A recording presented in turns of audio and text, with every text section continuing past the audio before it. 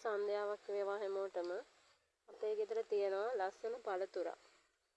ඉතාමත් ගුණදායක පළතුරක් තමයි dragon fruit කියන්නේ. කැල්සියම් බහුල පළතුරක් තමයි මේ තියෙන්නේ.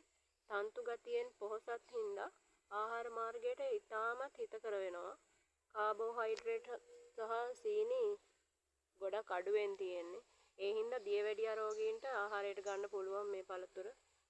ඒ වගේම ප්‍රතිශක්තිකරණ පද්ධතිය ශක්තිමත් කරනවා. පෙනීම වර්ධනය කරනවා. රුධිර රෝගවලට ඉතාම ගුණදායකයි. පළතුර සඳහා විශාල ඉල්ලුමක් තියෙනවා.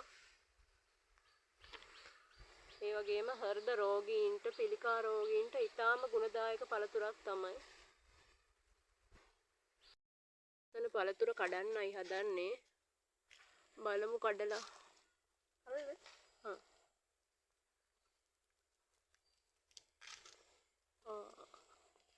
මෙන්න මේ විදිහට තමයි තියෙන්නේ. හරිම ලස්සනයි. රසයෙන් නම් ගොඩක් නෑ ඉතින්. හැබැයි ಗುಣ පළතුරක්. ඉතාමත් ಗುಣ පළතුරක් තමයි.